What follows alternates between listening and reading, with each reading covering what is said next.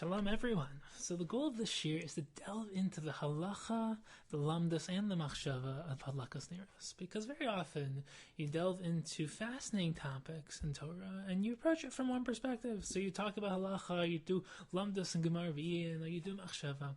But the goal of this year is to really build layers of understanding of a profound aspect of Torah, a profound mitzvah, which is, I would say, not often fully grasped and understood, especially by men in terms of their connection to this mitzvah, which we're going to obviously talk about.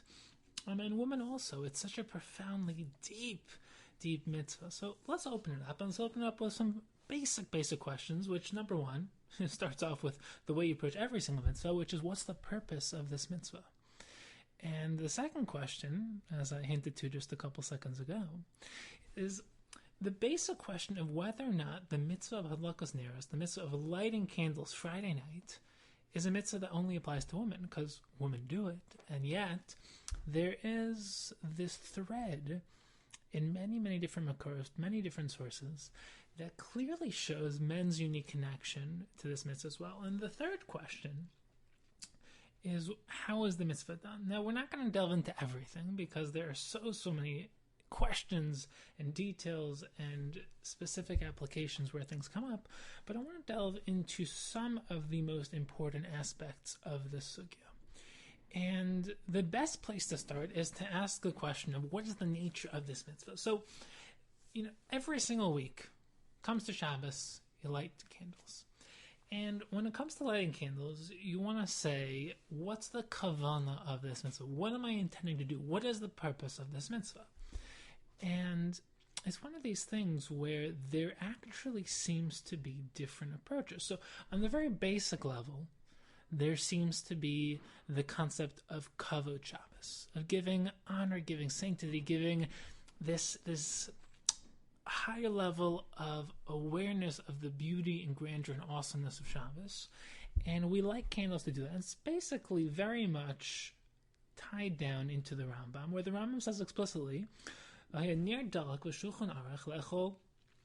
then he continues and says the whole purpose is shekol ilu kavod Shabbos. All of these things that we do for Shabbos, they're for the sake of giving kavod to Shabbos.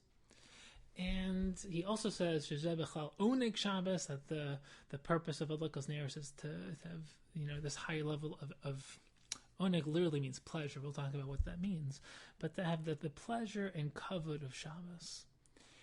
And it seems that part of the theme, especially in many of the Rishonim and Achronim, is that the kavod that we're giving Shabbos with Hadlakas Neiros is to light up the house, to light the Shabbos table. You're supposed to get hana'ah from the candles, meaning you're supposed to be in a place. It's very important if you're going away for a meal Friday night. It's a basic halacha question. Where do you light? That's a classic question. We're not going to delve into that right now. But the idea is that you want to get enjoyment from the light. It's supposed to create this concept of shalom bayis, of bringing the serenity, the wholeness, the harmony, the beauty of Hadlakas Neiros into your home. And, when you light candles, you're bringing that into your home. And there's obviously a deeper layer here as well, because many of the makoros, halachic makoros and Machshava makoros, they talk about another angle of Hadlakas Neiros, which is that it's a kapara for chavasin. Now, this is a whole sugya which we are not going to fully delve into right now, because it really would require a complete share and so on in terms of understanding what this sin was, what the nature of the sin, why Adam and Chava sinned, why specifically it's referred to as chavasin, even though she, so to speak, began the process, even though they both eat from the Eitz Hadas. Chava started the process, so she gets credit in a certain regard for it. But the question's like this: how is Hadlakas Neiros a kapara for chavasin? So this is a topic which we have spoken about before. We're not going to give a full share right now, because we have given it. It's basically, if you go back to Shir we give by Chanukah and the Or HaGanuz, it's a profound topic, and it delves into the nature of the universe before and after Adam HaRishon sinned. Chazal talk about how HaKadosh Baruch Hu had this this light, this special light, Or HaGanuz. It's brought down in many midrashim. Rashi brings it down in a certain sense, doesn't fully delve into it in his Perush and Chumash, but he talks about this light that the Kadosh Baruch Hu has for tzaddikim and for Rishaim, and this light Chazal referred to as Or HaGanuz, the hidden light. The Kadosh Baruch Hu hid it after Adam and Chava sinned. And the way that the deeper Baalei Machshava talk about this light is that the way we see the world is through physical sight. So you see things, you're here, I'm there, this table's here, the chair's over there. You see physical phenomena. It's a world of two-ness, of finite physical corporeal reality. And yet the Or HaGanuz is a way of seeing things as they are. It's peering past the surface. It's seeing, for example, to give you an analogy, you cannot see my thoughts. You can't see what's going on inside of me. There is a literal wall between the invisible things within me that are not concrete and visible and that which is seen. So imagine there being, instead of a wall, imagine there being a window. In the same way that when you see a light bulb, you don't really see the surface of the light bulb, you see light. You look very closely, you see a shell. That's the way the Adam HaRishon's guf used to be. You looked at Adam HaRishon, you saw him, you saw something angelic, luminescent. When you look closely, you see the guf, the skin. All of reality was luminescent like that, meaning that you saw things as they are. You saw the inner ikr, the inner essence, the inner content, and the surface didn't hide it, it revealed it. The Or HaGanuz was a way of seeing, a way of sight, a way of, light reveals, right? Torah, the root of Torah is Or, because Torah reveals the truth of reality. Well, the root of Or HaGanuz, what it actually did is it allowed you to see with a higher level of perception, a higher level of clarity, of spiritual clarity. And post Adam HaRishon sin, post Chava's sin, we lost that light. Now we only see physical things. Now the whole world fell. It's a whole sugya which really requires a lot of analysis and opening up. But the one key point is that we lost this light. We lost this light, and Adam HaRishon and Chava, they ate from the Eitz Hadas on Friday. And what the tikkun became for losing the Or HaGanuz is light, bringing light back into the world. Now, it sounds like a very fluffy concept, and without the intellectual background, it is.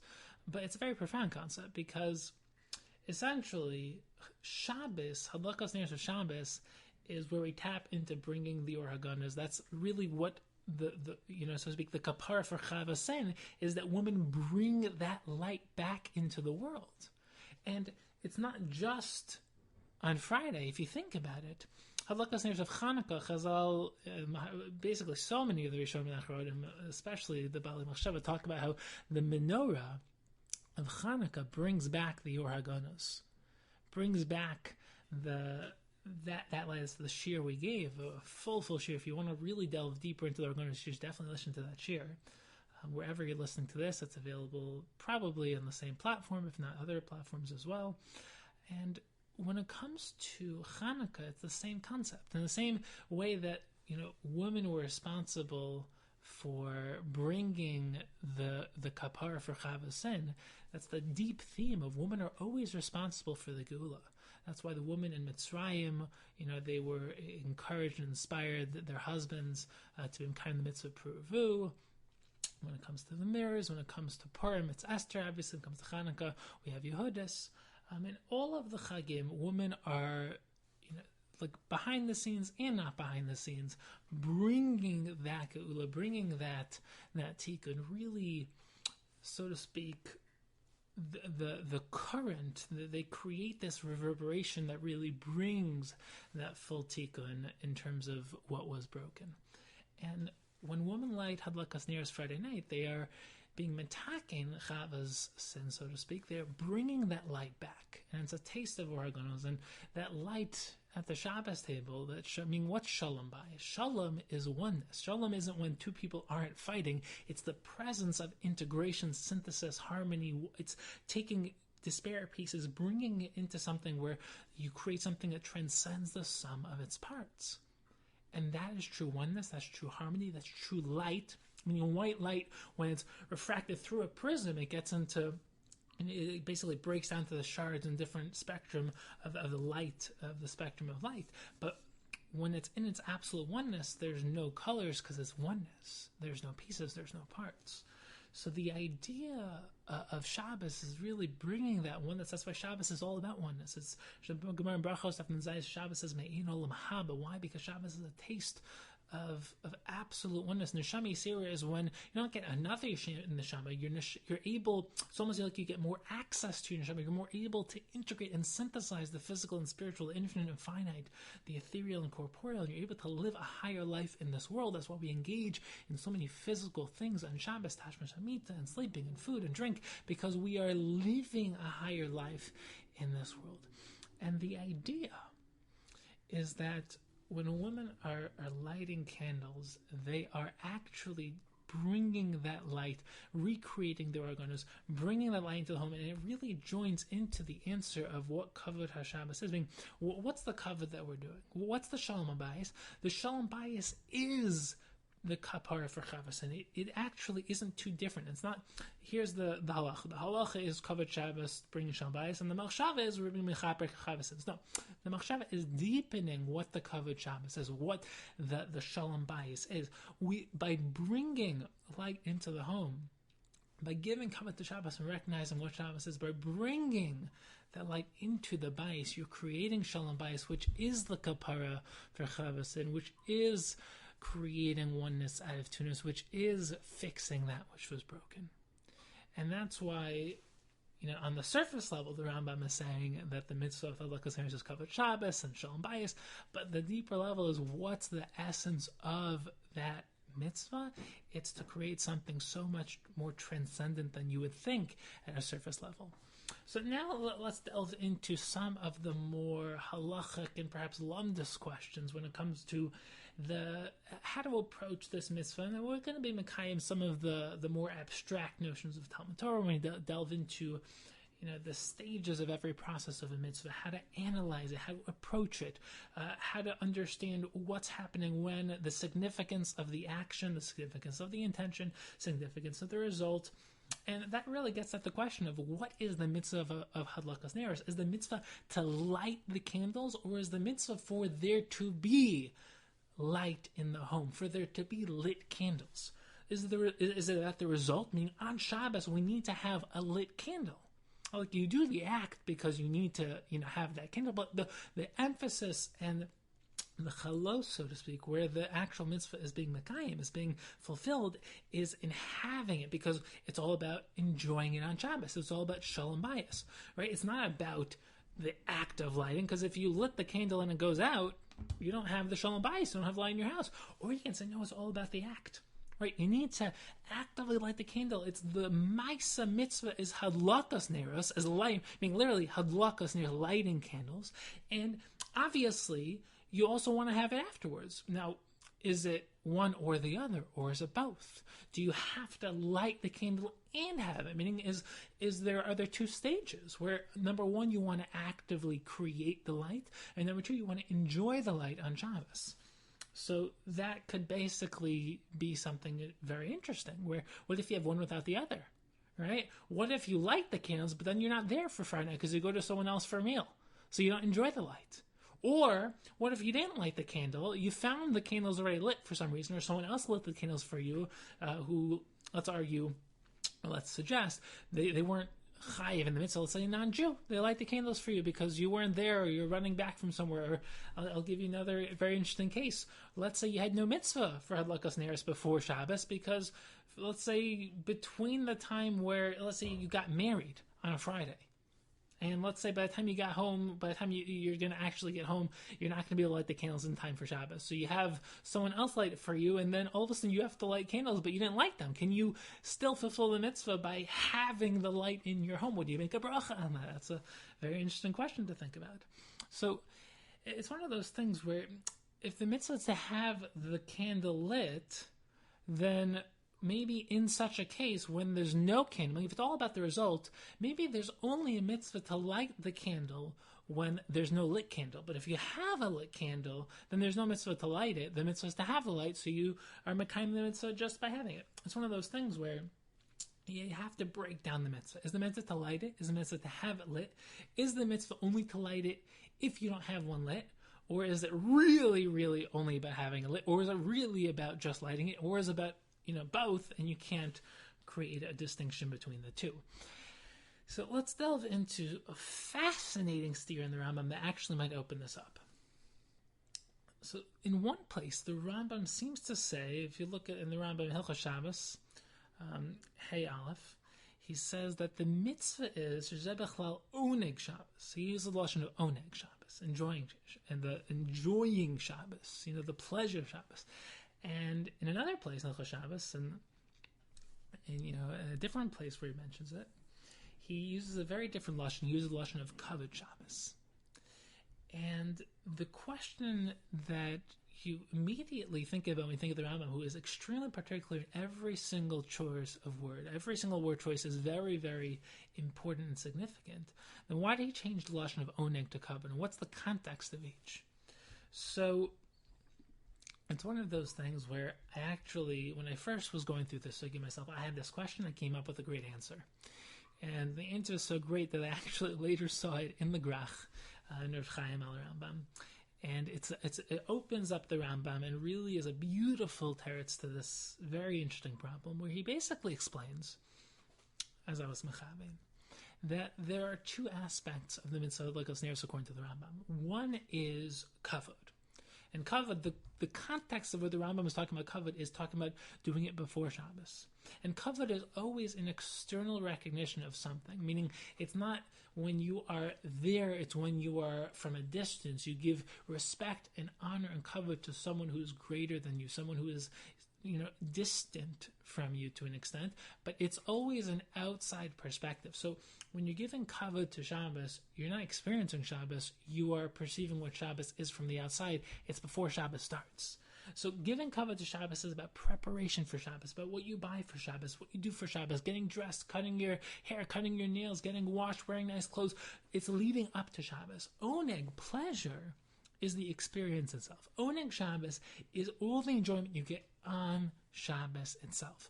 And when the Rambam uses the lashon of kavod and oneg when it comes to Hadlakas Neiros, he's actually tying into these two different aspects of Hadlakas Neiros, because lighting, the act Hadlakas Neiros, you light before Shabbos, right? That's not oneg Shabbos, because oneg Shabbos is enjoying the light on Shabbos. Kavod Shabbos is the act of lighting, and the Rambam's talking about preparing for Shabbos. That's where he uses the lashon of the language of kavod Shabbos.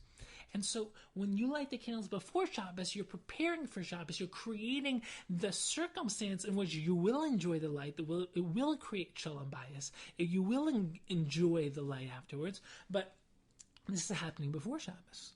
But once you've already lit the candles, on Shabbos, you experience the oneg. And according to this pshat, you can't make a distinction between the act of lighting and having it lit, because they're two different components of the mitzvah. One is the act of lighting, that's kavod Shabbos. The other is enjoying that light, which is the result, that's oneg Shabbos. And you're going to ask me a question. What if you only have one? Right? So you can either say that you're only mekayim one aspect. So if you only lit it, you're only doing kavod. If you only enjoy it, you're only doing oneg. Or you can argue that the only way to fulfill either of them is to have both of them. Meaning, true oneg Shabbos requires the kavod Shabbos as well, because only when you built it, when you lit it, when you activated it, can you truly say that you are enjoying. It could either say that that's a qualitatively increased level of oneg Shabbos, or that without it there's no oneg Shabbos. You can argue both ways. And when it comes to the opposite, let's say you only have the oneg without the kavod, that's not true kavod Shabbos, right? So it's one of those things where, and you can say without, meaning, when one's lacking the other, you can say that you're just lacking a piece, or you're saying you're lacking the entire thing completely, right? So if you only lit it, that you can say that there's obviously no oneg, but maybe that's not really kavod. And if you only enjoyed it, you can say, oh, that's really just oneg. Or you can say, maybe that's not even oneg, because I didn't let it, I didn't light, didn't activate, didn't create it, didn't make it my own. So back to some of the nafkamis we had before. We had some questions with, what if you already have a lit candle and you didn't light it? So that would be oneg Shabbos, right? But is that really oneg Shabbos? And you mekayim the mitzvah.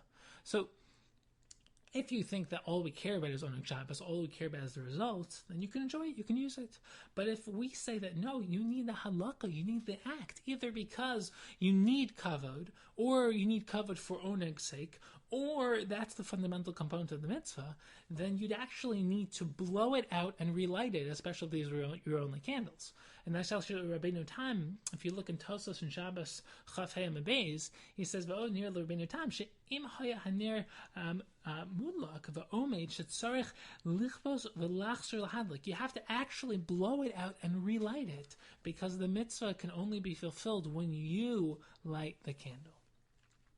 Now, these are some also classic questions when it comes to brachos. When it comes to making brachos, right? Do you make a bracha on the Hadlakas Neiros? Of course. Now, Hadlakas Neiros is mistamitza birchas mitzvah, right? Well, a birchas mitzvah, you usually, it's a classic debate, does a birchas mitzvah require an action? Right? Does there need to be a ma'isa mitzvah? So if you say every birchas mitzvah requires an action, so then you're obviously going to need a hadlaka. You're going to need to light the candle in order to make the bracha. If you say not every birchas mitzvah requires an action, we can go through all the different mitzvahs to determine there are some which are questionable, whether there is a ma'isa mitzvah or not a ma'isa mitzvah. But if you say that every birchas mitzvah requires a ma'isa, then you're going to have a ma'isa here, you're going to have a hadlaka.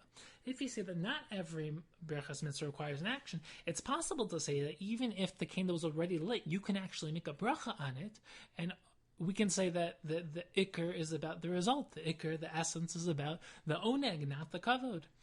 And that's definitely a possibility.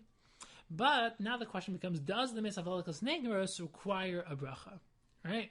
So that's a very, very interesting thing, where you'd say that, of course, you make a bracha when you light, but let's say you didn't light, would you make a bracha on just enjoying the light?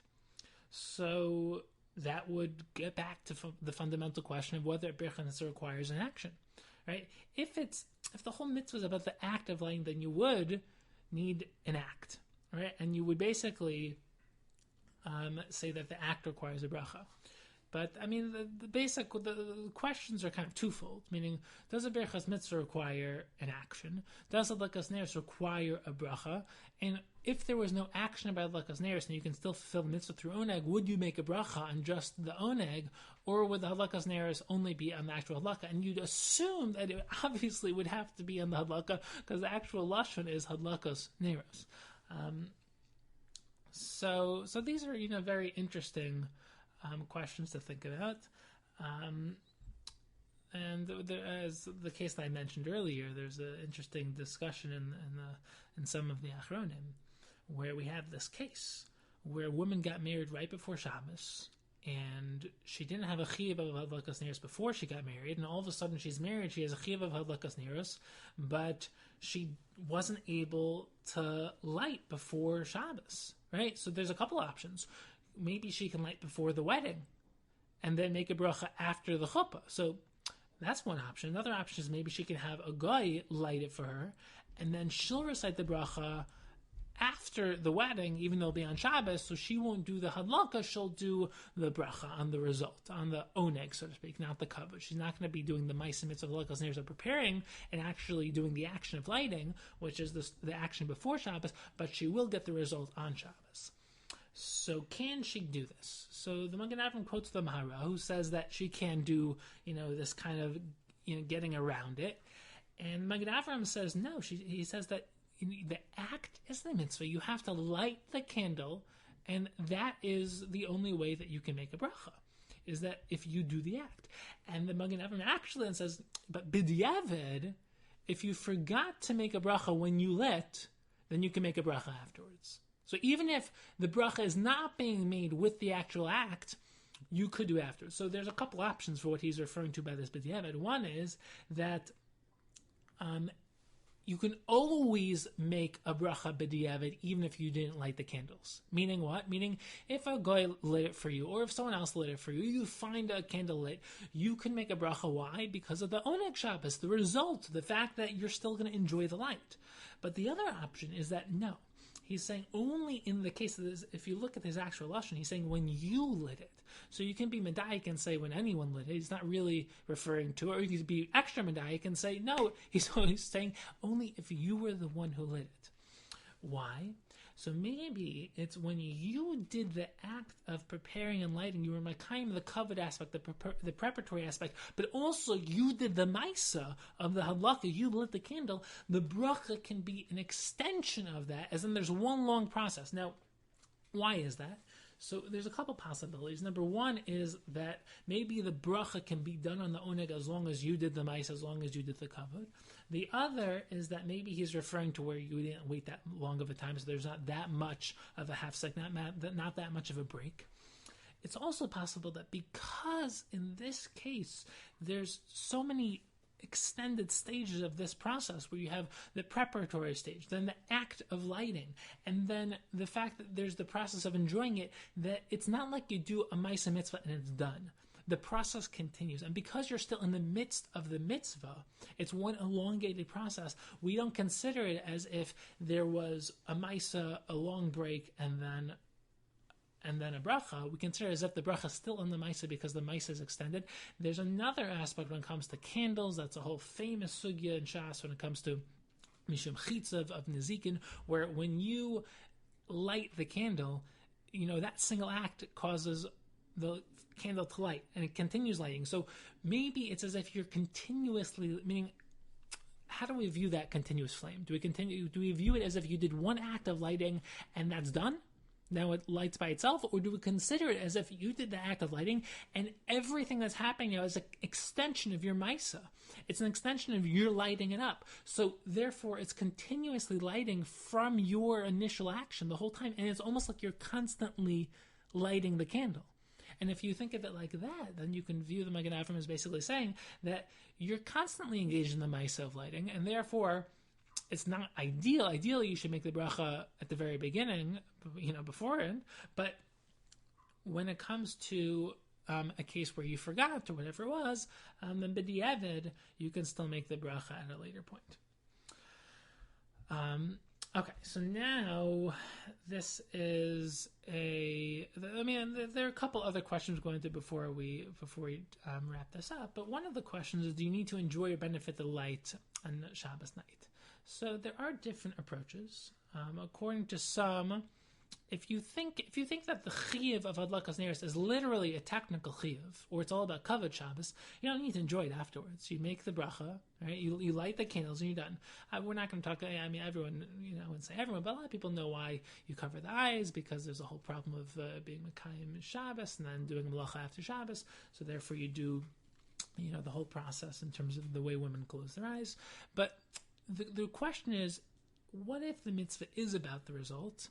And therefore, if it's about the result of bringing light into the home and creating shalom bayis, then you would need to enjoy and benefit the light after you lit.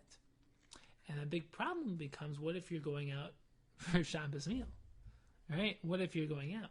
So there are different approaches where basically, if you're going out for Shabbos meal, you should either... the way that many hold is that you light it where you're going to sleep, and you should try to stick around and get some hana from where you are, where you're lighting. Meaning, even if you're not going to be there for the whole meal, it does become a little problematic, and there are different approaches in terms of how to do it. But in terms of needing to enjoy the Shabbos candles, there are different shittos. For example, the Maharam says that if you accepted Shabbos early, you can eat outside even if you don't end up benefiting from the candles. And one approach to why he says this is because he basically could be saying that the only purpose of the Mitzvah Hadlakas Neiros, according to the Maharam, is an act of Hadlakas Neiros. It's kavod Shabbos. It's not about shalom bayis. It's not about enjoying. It's not about oneg Shabbos. And that's definitely one approach. The Maharil says that you need to get benefit. So he says that if you don't get any benefit from the candles of the bracha, then it's a bracha levatala, right? And once again, he could be saying that the whole mitzvah is about enjoying the light, about oneg.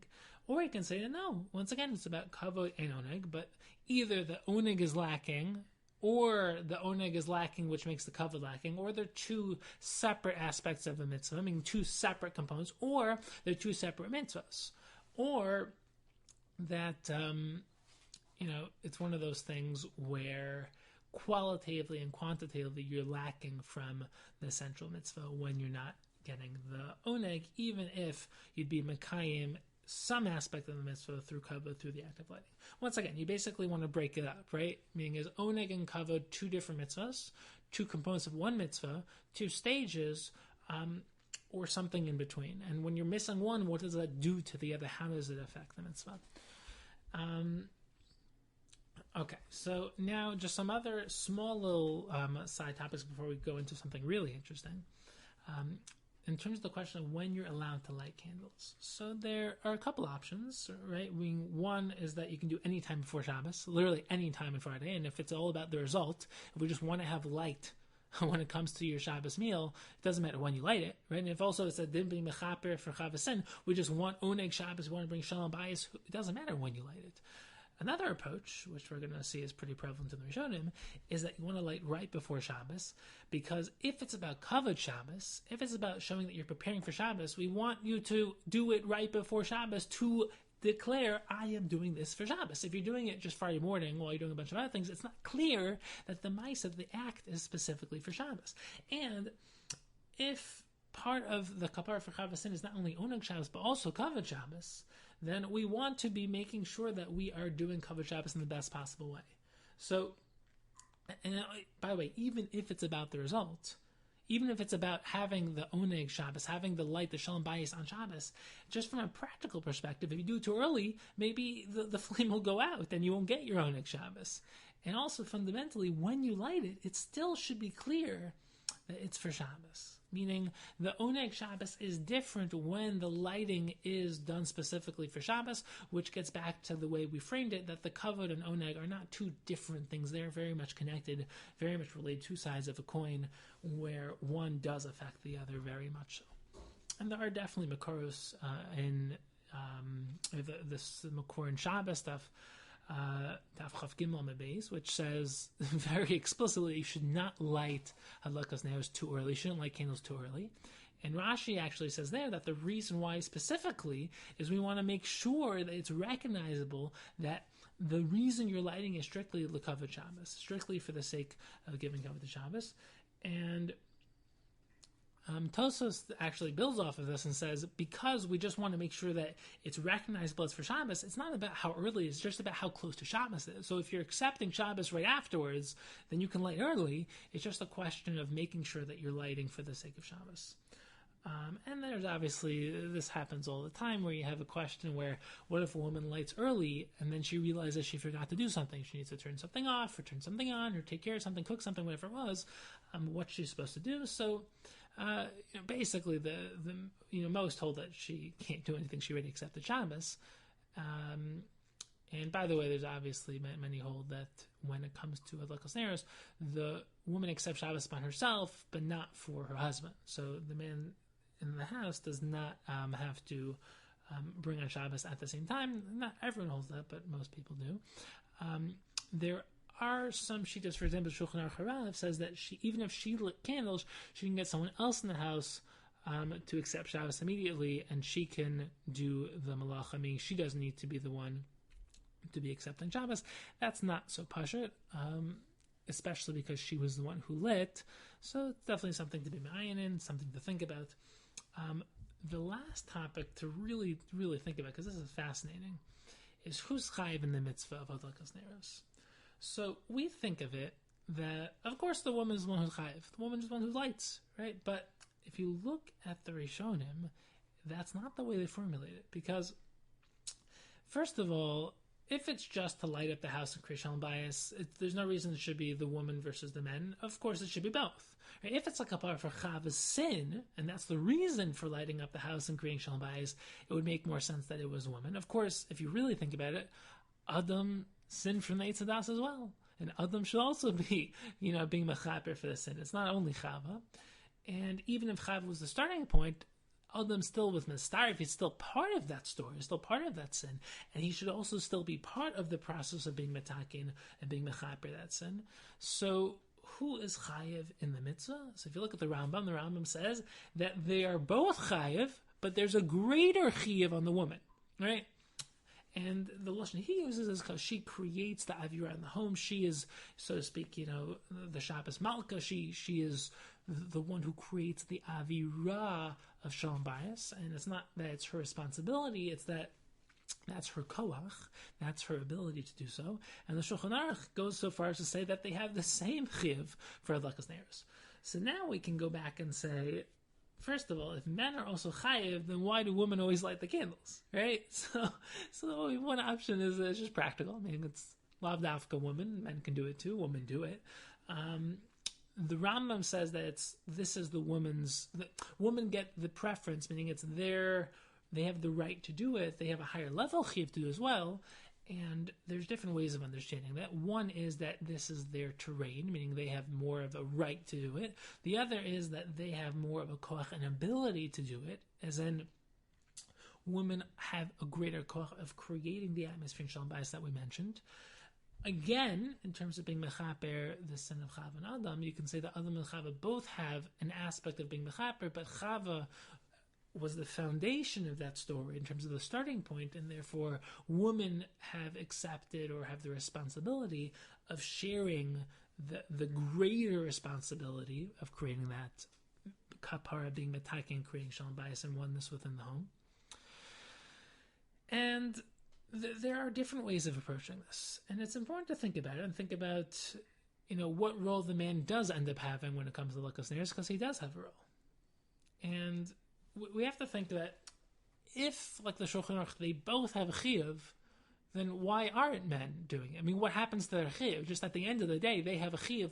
Who's being makayim the men's chiyuv of Hadlakas Neiros? And according to the Rambam, even if one have a greater chiyuv, still, who's being makayim the men's chiyuv?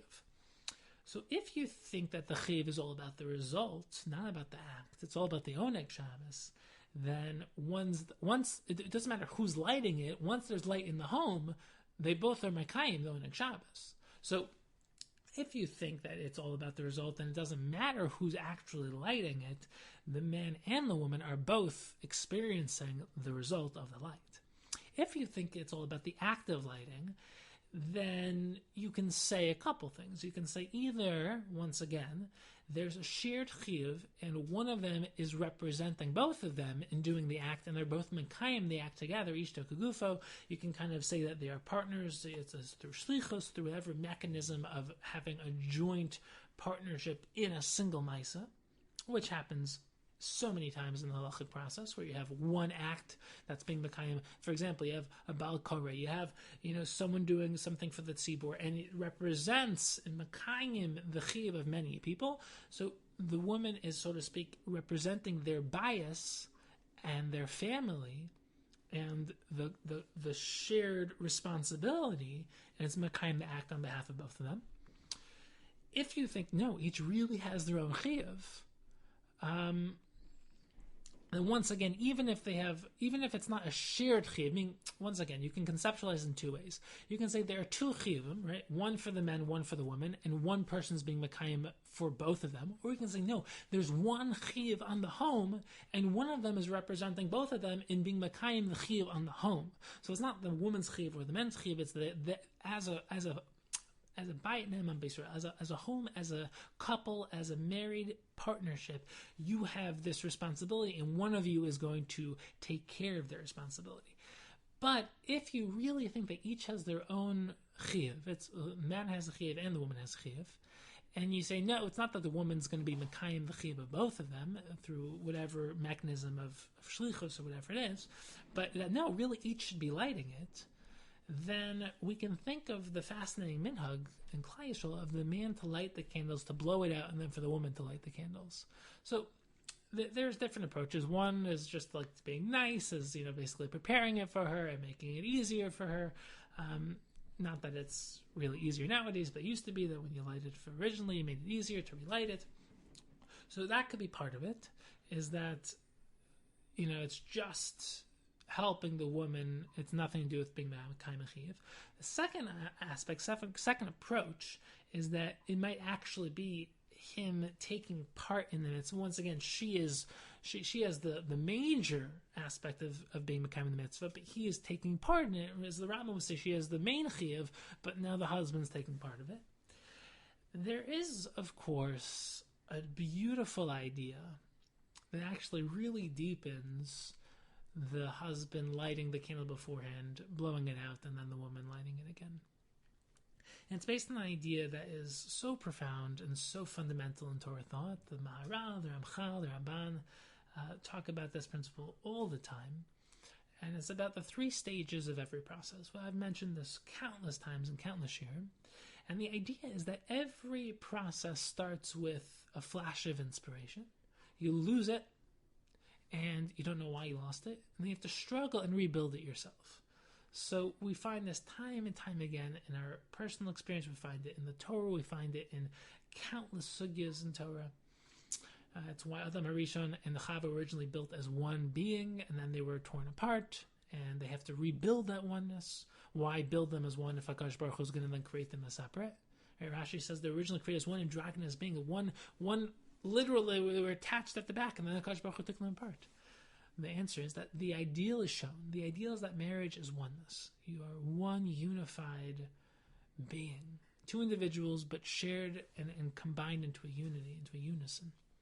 And then you're torn apart because that was an ideal, but it was just given as a gift. And you have to rebuild that oneness through effort, through work, through choice. That's why we learn Kol Torah Kula in the womb. We learn, as the Vilna Gaon explains, not just Torah, we learn our unique purpose, the purpose of the world, who we're supposed to become, but then we lose that. The Malchitzas on the mouth, we forget it. Why? Because our job was to come into this world and to build it ourselves.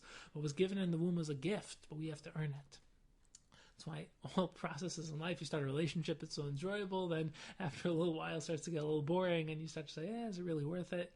But what you were given in the beginning is a gift for what the relationship could be, but that's unearned. Then you have to actually build out. When it comes to foods, you start eating or drinking something, and it's so delicious, and after a little bit, you kind of just get bored of it, because you lose sensitivity of how to really choose to heighten your awareness and really enjoy it the way that it was in the beginning. Everything starts off inspiring, starts off fresh, starts off like a flash of inspiration. You lose it, that's the second stage, and you have to rebuild it yourself.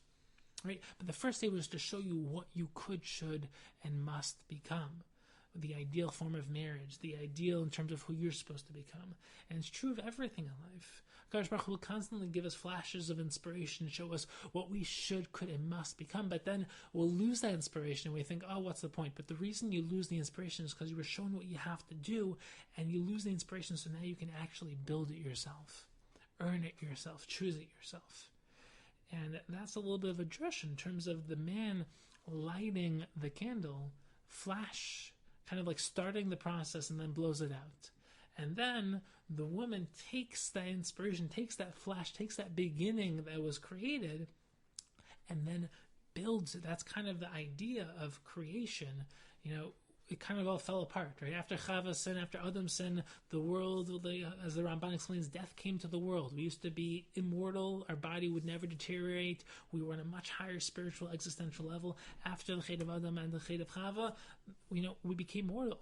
And there's so much depth into the transition of post-Adam Rishon sin and the Chet HaEgel. Right before the Chet HaEgel, by Matan Torah, we went back to that state. The Chet HaEgel brought us right back down to that same post-Adam Rishon, post-Chava, post their sin state of being, where we basically, fell to the stage that we are now, where we're basically mortal beings who are limited intellectually, spiritually, emotionally, existentially. We are finite beings. We all are going to die, but it's about recognizing that the stage that we are in, the loss of that ideal, is for us to rebuild it. And that, number one, as Ramchal, Rav Kook, many others explain, there is no such thing as death. There's just stages of existence. And that when you die, you simply continue as you are into the next stage of reality, and you are you.